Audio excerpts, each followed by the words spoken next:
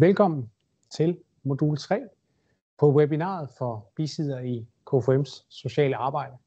Modul 3 handler om relationel tryghed, altså hvordan du skaber en relation til borgeren, som gør, at både du og han eller hun er tryg, når I sammen skal ind i en eller anden form for mødeaktivitet med en formel myndighed, en gadesygeplejerske, en præst eller hvem det nu kan være, du hjælper borgeren med at være bisidder overfor. Den relationelle tryghed, den deler vi op i 2 dele. Den første, den handler om det med at skabe en god relation, og det at skabe en god relation handler både om, at du er tydelig over for borgeren i forhold til, hvad er din rolle, men det handler også om noget så banalt som professionel relationskompetence, altså hvordan bygger du sådan en relation helt lavpraktisk. Den anden del af det her med relationel tryghed, den er mere juridisk. Den handler om persondata, om tavshedspligt og de her juridiske formaliteter, som også er gode at kende til, fordi at når du kender dem og kan udtrykke dem over for borgeren, så gør du borgeren tryg ved, at hans oplysninger, de løber ingen steder hen, men også at du har ham, hvis du får indsigt i noget, som er så kritisk, at det kan ende med at være til skade for ham selv. Det er juridisk, det er mere teknisk, så det har skaffet en jurist til at klæde ordentligt på til. Uanset om du er den flittige elev, der ræser gennem webinaret 5 moduler i streg, om du har været lidt væk og nu er kommet tilbage for at se endnu et modul, eller om du har taget det hele og nu bare lige kommet i tanke om, der var et eller andet der i modul 3, jeg lige skulle genbesøge, så husk, at det med at skabe psykologisk tryghed for borgeren, jamen det handler om at kunne skabe relationel tryghed, processuel tryghed og teknisk tryghed. Og i dag, så er det altså bare det ene af de her former for tryghed, vi tager livtag med, nemlig den relationelle tryghed.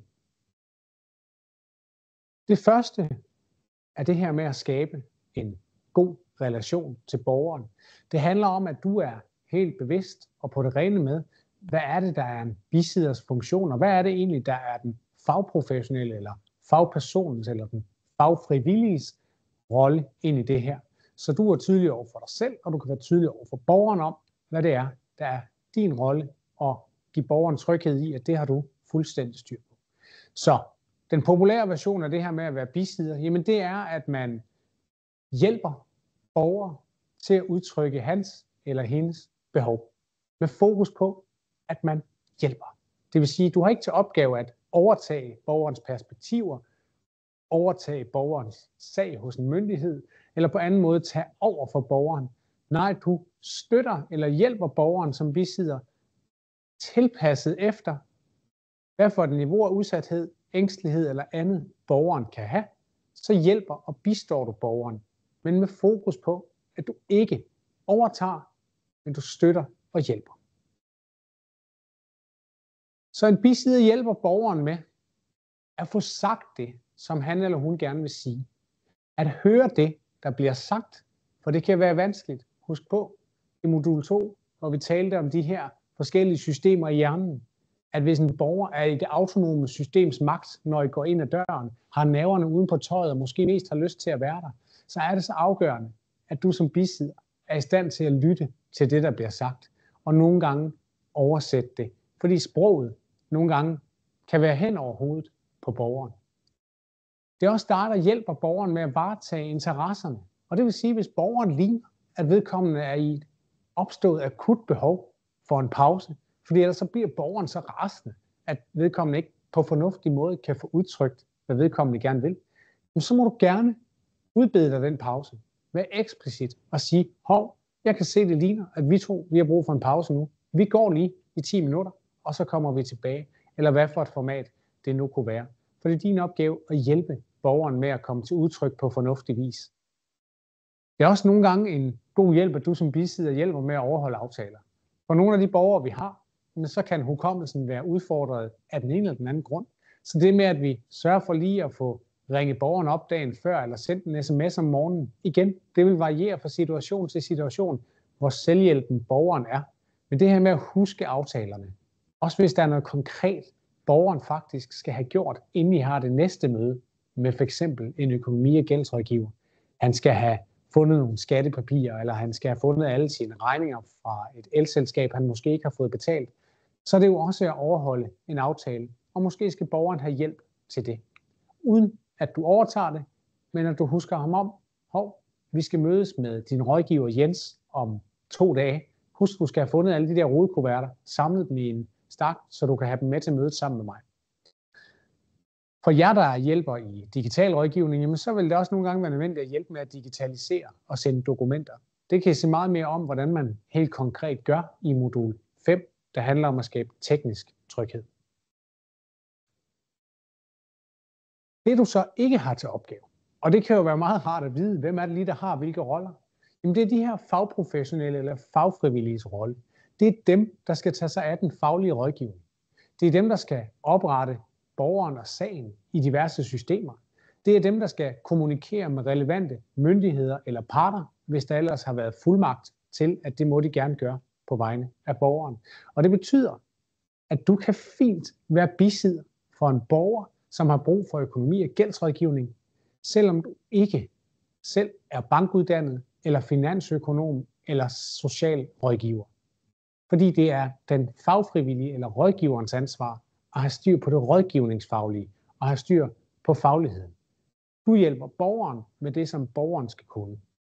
Fagpersonen tager sig af fagligheden. For jer, der er rådgiver i den digitale økonomi- og gældsrådgivning eller den digitale retshjælp, der findes der sådan en håndbog for digitale rådgivere. Og i den, jamen der er der sådan en helt klar og adskilt liste med som bilag, hvis man har brug for at se den. Og på den ene side står der, hvad rådgiveren tager sig af, og i den anden kolonne står der, hvad borgeren tager sig af.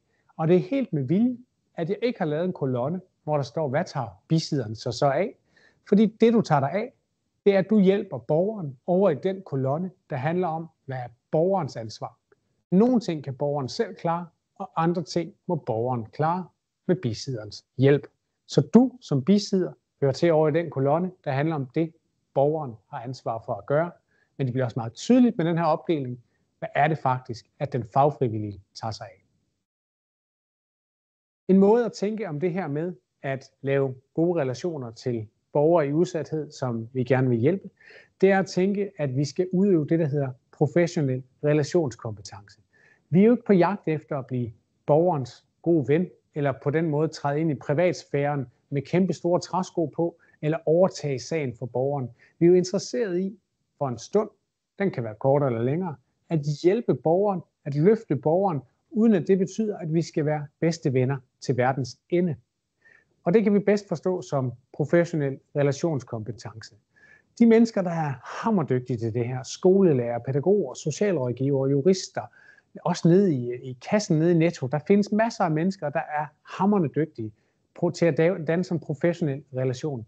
De er kendetegnet ved 3 ting, de er hammerdygtige til. Den første, det er, at de er mega dygtige til at udsende afstemmere. De er dygtige til, når de kommer ind i et rum og fornemme, hvad er situationen her. De er dygtige til at tune sig ind på borgerens sag, borgerens udfordringer. Fornemme, hvad er det netop for nogle udfordringer, du er i? Hvad er det, du har brug for min hjælp til? De er dygtige til også at fornemme det andet menneskes humør. Husk på tilbage til det med hjernesystemerne, vi talte om i modul 2. Vi finder lige ud af, er han i sin følelsesvold lige nu? Er han totalt i det autonome systems vold med frys, flygt eller kæmp? Eller er han faktisk i overskud? Mennesker, der er dygtige i forhold til professionel relationskompetence, de kan afstemme det her. De kan få sagt, hej, jeg er kommet for at hjælpe dig med dine udfordringer. Eller de kan se på et andet menneske og finde ud af den her kommunikation, der ligger i sig. Ved du hvad, jeg kan se på dig. Du er rigtig trist i dag. Er det stadig okay for dig, at vi går til det møde med din socialrådgiver hen ved kommunen? Og i den afstemning her, jeg kan se på dig, at du er rigtig trist i dag. Der begynder vi at synkronisere nervesystemer og hjælpe hinanden med at lige blive kalibreret, inden vi går ind i en bisidning. Så det er den første ting, som de er rigtig dygtige til, dem der har professionel relationskompetence. De sender afstemmere ud. Den anden ting, de er rigtig dygtige til, de her mennesker, der yder professionel relationskompetence, det er, at de er dygtige til at udsætte borgeren for det, man med et meget, meget fint ord kunne kalde for omsorgsetiske handlinger. Det er det, at de er i stand til at kommunikere. Hej, jeg er her for dig, og jeg er her for dig ubetinget. Ikke fordi, at der er noget som helst gevinst i det for mig. Vi ved jo godt også, der er vant til at hjælpe borgere i udsathed, at vi får noget igen. Men det er ikke grundlæggende derfor, vi gør det. Vi gør det grundlæggende ubetinget for at hjælpe et andet menneske, der er kommet i en uheldig livssituation. Og det er, at vi er i stand til at få kommunikeret, jeg er her for dig, jeg vil hjælpe dig ubetinget, og det som jeg vil, det er, at jeg vil forsøge at sørge for, at du får det bedre i dit liv. Selvom det måske er et lille møde, jeg skal hjælpe dig med, så er det noget, der gør, at dit nervesystem måske på den længere bane kommer i ro. Så er det at yde det, man kalder for en omsorgsetisk handling, at man er i stand til, uden syn for, hvad man selv får ud af det, at få kommunikeret til borgeren, jeg vil dig, jeg vil hjælpe dig, og jeg gør det ikke, fordi jeg får en krone for det, jeg gør det frivilligt, fordi jeg vil, at du skal have det bedre i dit liv. At man kan kommunikere det i tale og handling, det er det, vi forstår ved, at man yder omsorgsetiske handlinger, og det er andet trin i det her med at yde professionel relationskompetence. Det tredje og sidste, du skal være dygtig til, hvis du skal yde professionel relationskompetence, det handler om at nære nogle grundlæggende psykologiske behov, som er til stede i alle mennesker. Det er behovet for samhørighed, det er behovet for mestring, det er behovet for autonomi. Og hvis vi starter med behovet for autonomi, så er det jo det, der er på spil. Når du hjælper en borger med at få økonomi- og gældsrådgivning, få styr på, hvad er min gæld, hvad er mit rådighedsbeløb, eller bare få lavet et budget til en borger, der måske lige er udskrevet fra fængsel. Hvordan er det, jeg får overblik over min økonomiske situation? Når du bisidder en borger i at få økonomi- og gældsrådgivning, så er du i gang med at nære et grundlæggende behov hos den borger over at være autonom, at have selvbestemmelse i eget liv. For jeg kan ikke have selvbestemmelse, jeg kan ikke have autonomi og selv styre og navigere i mit liv, hvis jeg hele tiden er tynget af, at jeg ikke ved, hvad min gæld er, hvad der er mit rådighedsbeløb, og hvem jeg i øvrigt skal opsøge for at få gældssanering eller få afdraget de lån, og i hvilken rækkefølge skal jeg gøre det. Så det er det første, vi hjælper borgere med, når vi understøtter dem i at indgå i noget faglig rådgivning. Det er at blive autonome i eget liv, at have selvbestemmelse. Det andet, vi er i gang med at hjælpe dem med, det er behovet for mestring. Vi har alle sammen behovet for, når vi står op og ud af sengen om morgenen, at føle, at vi mestrer vores eget liv. Det er der mange af de gæster og borgere, vi hjælper, der gradvist måske har mistet forståelsen af, at de faktisk kan altså mestre deres egen tilværelse. Men når vi hjælper dem til at få lavet nye tænder, få undersøgt deres diabetes hos skadesygeplejersken på Social Drive-Out, eller få retshjælp til at tage livtag med en genstridig udlejer, så er vi i gang med at give dem oplevelsen igen af at kunne mestre deres eget liv. For nogen kan vi nå langt, for andre kan vi tage et lille skridt, men hele tiden er du som bisidder i gang med at nære et grundlæggende behov, der bor i dine medborgere, for at mestre sin egen tilværelse. Det tredje og sidste, som du er i gang med at nære, det er behovet for samhørighed. Rigtig mange af de borgere, de gæster, som vi hjælper i KFUM's sociale arbejde, de lever i ensomhed. Mange af dem lever med, at de frivillige, eller de andre på caféen, eller dem, de ser til Social Drive-Out, i udgangspunktet er tæt på den eneste kontakt, de har med andre mennesker i løbet af en uge. Men når du som bisidder melder dig på banen, hjælper dem med at komme ned på borgerservice, eller hjælper dem med at få noget online rådgivning, hvad det nu kunne være, du er bisidder med, så giver du mennesket en oplevelse af, at her er faktisk en, der vil mig.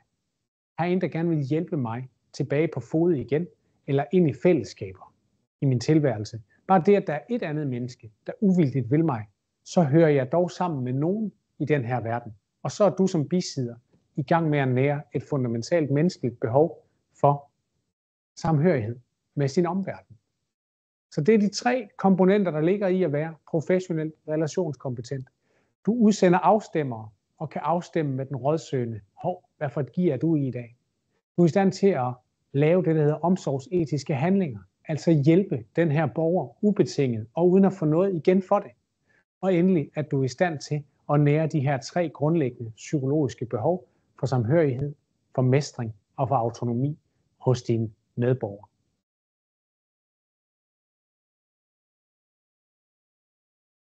Nu skal vi tale lidt om tavshedspligt. Og vi skal tale lidt om, hvad det er for nogle oplysninger, der er omfattet af tavshedspligten først. Hvorvidt at en oplysning er omfattet af reglerne om tavshedspligt, kommer altid an på en konkret vurdering. Det kan være beskrevet i en aftale eller en kontrakt, eller det kan også fremgå af lovgivningen. Ifølge straffeloven så er det fortrolige oplysninger, som der er omfattet af tavshedspligten. Og det er de oplysninger, som man ikke må give videre til andre. Det kan være oplysninger om familieforhold, seksuelle forhold, sygdom, misbrugsproblemer, privatøkonomiske forhold og lignende. Det kan også være, at der er andre oplysninger, som i den konkrete vurdering vil være omfattet af reglerne for tavshedspligt. Der er nogle undtagelser i straffeloven til, hvornår det er sådan, at man godt må bryde tavshedspligten. Og det er, hvis det er sådan, at det kan forhindre en alvorlig forbrydelse eller et justitsmord. Og så selvfølgelig også i forhold til underretningspligten, når det drejer sig om børn. Det kommer vi tilbage til senere i afsnittene om afværgepligt og underretningspligt. Når vi taler om tavshedspligt, så må man ikke udbrede sig om fortrolige oplysninger, man har fået kendskab til, som frivillig, bisidder eller rådgiver, eller på anden vis igennem det arbejde, man laver for K5 Sociale Arbejde. Det må man ikke, hverken hvis man er omfattet af reglerne om tavshedspligt i straffeloven eller i forvaltningsloven. Der findes en paragraf i straffeloven, som hedder paragraf 264d, som handler om, at man ikke må ligesom dele oplysninger, og det kan også være billeder, det er også en form for en oplysning om andres private forhold. Det gælder egentlig i alle livets forhold, både som frivillig i en af vores indsatser, men også som privatperson derhjemme. Vi skal også tale lidt om underretningspligt. Det er sådan, at alle borgere i Danmark har underretningspligt. Og det er alle, som der får kendskab til, at et barn eller en ung udsættes for vanrøgt eller nedværdigende behandling, har pligt til at indberette det til kommunen. Det samme gælder, hvis det er sådan, at du tænker, at du har mødt et barn eller blevet bekendt med et barn, som lever under forhold, der ligesom kan bringe sundhed eller udvikling i fare. Så skal man indberette det til kommunen. Som den, der indberetter eller underretter kommunen om den her sag, så bliver man ikke part i sagen. Og det vil sige, at man får ikke efterfølgende oplysninger om, hvad der sker i sagen, eller hvad for en hjælp eller støtte kommunen har valgt at sætte i gang. Hvis du er i tvivl om, en sag eller en konkret episode gør, at du skal underrette kommunen, så er du altid velkommen til at hive fat i en af os inden fra K5 Sociale Arbejde på en café- eller værestedsleder, en medarbejder på Drive-Outen eller en anden medarbejder for at drøfte sagen. Du kan også ringe til forældretelefonen for eksempel for at få en snak om det. Åbningstiderne fremgår af sliden og på deres hjemmeside. Afværgepligten er en pligt, som vi alle som borgere i Danmark har. Det er en pligt til at afværge alvorlige forbrydelser eller mistanker om alvorlige forbrydelser. Det er forbrydelser, som går ud på liv og legeme, eller er til fare for statens infrastruktur for eksempel.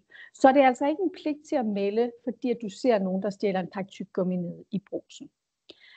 Det fremgår af straffelovens paragraf 141, at man skal gøre det, der står i ens magt for at forebygge eller afværge en forbrydelse, som der indebærer fare for menneskers liv eller velfærd. Det er for eksempel også en pligt, der er til stede, hvis man har kendskab til en forbrydelse, som man tænker vil gentage sig. Det kan være for eksempel ved overgreb på børn eller unge. Så derfor en mistanke om en fremtidig forbrydelse kan også være nok til, at man skal afværge, at det sker. Man kan opfylde afværgepligten ved at kontakte en kommune, hvis det er sådan, og foretage en underretning, hvis det drejer sig om et overgreb mod børn og unge. Er det en nært forestående forbrydelse, man tænker, det er jeg, når det er søndag aften, man kan ikke få fat på kommunen, ja, så er det altså politiet, man ringer til. Og det er det også, hvis det ikke er en forbrydelse, som der vedrører børn eller unge, så er det kommunen, man skal have fat på. Du er altid velkommen til at række ud til en ansat i K5 Sociale Arbejde, en i Drive-Outen, på det værested eller den institution, som Drive-Outen er koblet op på, eller en anden fagprofessionel, som kan give dig en snak omkring, om der er en så konkretiseret fare for en forbrydelse, at vi skal anvende reglerne om afværgepligt. Hvis du er bekymret for et barn, så har vi lavet en lille handleguide her til, hvad du skal gøre. I første omgang, så tag fat på en medarbejder på Fem Sociale Arbejde, i Social Drive-Out, på caféen eller værestedet, eller på den institution, du er koblet op på, og få en snak om, hvad der skal gøres. I kan vælge, at I første omgang ikke underretter kommunen. Hvis man ikke underretter kommunen, når man er bekymret for et barn eller et ung, ja, så skal man selvfølgelig overveje, om man skal drøfte den bekymring, man har med forældrene. Man skal overveje, om man vil holde lidt øje med, om der sker noget udvikling i sagen eller noget andet. Og hvis bekymringerne fortsætter, ja, så skal man jo fortsat overveje, om det tiltager i sådan grad, at man skal underrette kommunen om det. Hvis man vælger at underrette kommunen, så overtager de sådan set sagen og ens pligter til at handle mere ophør. I foretager ikke mere, og I får heller ikke nogen svar eller bliver en part i sagen fra kommunen, så I kommer heller ikke til at vide, hvad der sker. Det er altid vores anbefaling, at man overvejer, hvis man underretter kommunen, at tale med forældrene om, at man har tænkt sig at foretage en underretning, inden man gør det. Der kan være sager, hvor man ikke skal gøre det. Det kan være sager, hvor man tænker, at det giver ikke mening i forhold til de her forældre. Men ellers er det jo en god idé at få en samtale med forældrene om det. Også fordi, at det der ofte sker, er, at kommunen iværksætter forskellige støtteforanstaltninger til forældrene og til barnet. Reglerne om GDPR og persondataforordningen, ja, den siger jo noget om, hvordan vi skal passe på hinandens oplysninger. Og den siger også noget om en masse andre regler og rettigheder, som der forbinder sig med denne her behandling af de oplysninger, vi har. Som frivillig bisidder kommer du jo nemt i besiddelse af forskellige oplysninger om den borger, du bisidder for. Og de oplysninger skal du jo behandle fortroligt og med passende sikkerhed. Noget af det første, du skal være opmærksom på, det er, hvis du skriver nogle noter ned, eller hvis du på anden vis er i besiddelse af oplysninger om borgeren, ja, så skal du vide, at borgeren som udgangspunkt altid har ret til at vide, hvad du har noteret eller skrevet ned omkring dem. Så derfor er det vigtigt, at man altid overvejer, hvordan det ville føles nede i ens egen mave, hvis man skulle læse det, man havde skrevet ned om borgeren. Så skal man huske, at det er ulovligt at notere ting ned, som man selv vurderer, eller som er en subjektiv oplysning. Så må man for eksempel ikke notere, at kæresten til borgeren er ludoman, med mindre at det har afgørende betydning for sagen. Så det vil sige, hvis borgeren kommer ind og siger, at min kæreste er ludoman, og det ellers ikke har nogen relevans for sagen, så skal man lade være med at notere det ned. Kommer ind og siger, at min kæreste er ludoman, han spiller alle vores penge op hver måned. Og så kan det jo have betydning for sagen, hvis det er en sag i økonomi- og gældsrådgivning, fordi så er det noget, man skal konkret forholde sig til, når man laver aftaler, at der ligesom måske skal være råderum i den enes indkomst til at sikre betaling af de velfærdskritiske ydelser. Man må heller ikke give folk diagnoser, man ikke ved, de har, eller noget andet i de noter, man laver. Når vi arbejder med persondata og det vi registrerer, så skal man altid stille sig selv 3 spørgsmål. Hvorfor har jeg den her personoplysning? Er oplysningen nødvendig? Og hvorfor er den nødvendig? Og hvad vil den, jeg har skrevet noget ned om, selv sige til, at jeg har den her oplysning? Hvis man kan svare godt og fyldestgørende på de her spørgsmål, ja, så er der en god chance for, at de oplysninger, man har og noteret, er rimelige og nødvendige. Der er 6 principper, som gælder, når man arbejder med persondata. Og hvis I holder jer dem for øje, så kommer I ikke ud, hvor I ikke kan bunde. Det er sådan, at det, man noterer ned, det skal behandles lovligt, rimeligt og gennemsigtigt i forhold til den registrerede. Der er også det, der hedder en formålsbegrænsning. Det vil sige, at vi må kun bruge oplysningerne til det, vi udtrykkeligt har sagt, at vi vil bruge det til, og det skal selvfølgelig stadigvæk være et lovligt formål, og vi må ikke viderebehandle oplysningerne på en måde, som er uforenelig med de her formål. Hvis vi for eksempel skriver noget ned i forbindelse med en økonomi- og gældsrådgivning, ja, så må vi selvfølgelig bruge det til behandling af borgerens sag i økonomi- og gældsrådgivning. Men det er ikke sådan, at jeg bagefter kan sælge det til en forsker, eller vi kan gå ud og dele det med folk, der gerne vil låne flere penge ud. Det vil være en ulovlig brug af de her data. Så er der noget, der hedder dataminimering. Og det betyder, at de skal selvfølgelig være tilstrækkelige til, at vi kan behandle sagen, men vi skal også være relevante og begrænset til, hvad der er nødvendigt i forhold til det, vi skal bruge dem til. Og igen, så betyder det, at vi skal skrive mindst muligt ned. Selvfølgelig nok til, at vi kan behandle sagen, men så lidt, som vi kan nøjes med. Så skal oplysningerne, vi skriver ned, også være rigtige. Og hvis det er sådan, at vi får at vide, at det ikke er korrekt, det vi har skrevet ned, så skal de ajourføres. Og vi skal også sikre, at de personoplysninger, der er urigtige, slettes eller berigtiges. Det er ikke alle systemer, man kan slette i, men så kan man lave en note om, at XYZ-oplysning er ukorrekt. Så skal vi iagttage opbevaringsbegrænsning. Og det betyder, at vi skal opbevare oplysninger, sådan at det ikke er muligt at identificere dem, vi har skrevet noget ned om, længere end det er nødvendigt af hensyn til det formål, altså sagens behandling. Og det vil sige, at vi sletter oplysninger. Hvis en sag har en vis alder, ja, så går vi ind og sletter det, der hedder personhenførbare oplysninger, men sletter ikke de statistiske data. Det vil konkret betyde, at vi måske sletter navn og adresse og fødselsdato, CPR-nummer, men vi holder, at det er en mand, der er i alderen 51-60, som bor i Middelfart Kommune, og som har problemer med økonomi og gæld, og måske bor til leje og har 3 børn. Det er det, vi kalder statistiske oplysninger. Ud fra de oplysninger vil jeg ikke kunne gå ned på gaden i Middelfart og identificere pågældende. Vi sletter alt det, der kan henføre til personen. Det gør vi, når der er gået en vis rumtid, 5 år fra sagen er startet. Hvis det er sådan, at sagen stadigvæk er aktiv, og vi kan se, at der er sket noget i sagen inden for den sådan kortere tid tilbage, ja, så afventer vi selvfølgelig, eller tager fat på den faglige rådgiver, for at sikre, at de må slettes oplysningerne. Så skal vi som organisation indføre tekniske og organisatoriske foranstaltninger, som sikrer, at der både er integritet og fortrolighed omkring oplysningerne. Og det er jo noget, som den faglige økonomi- og gældsrådgiver sidder med. Og det er ved at bruge vores systemer og vores sikre mail, ja, så sikrer vi, at det, der bliver noteret ned, er opbevaret forsvarligt. Det er også derfor, at I skal bruge en sikret mailforbindelse, og det er langt de fleste mails i dag kan sendes sikkert til og fra vores mails.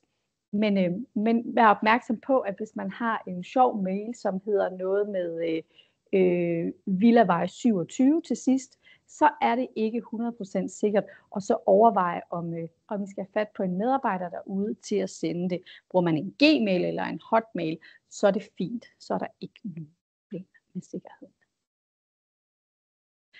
Er du i tvivl om noget med persondata, skal du ikke holde dig tilbage for at kontakte en inde på råd.dk. De fleste af de medarbejdere, du kan finde inde på vores hjemmeside, vil være i stand til at svare på langt de fleste af de spørgsmål, du måtte have, og ellers spørger du bare en af dem, der står opført som jurist, og så kan de i hvert fald svare.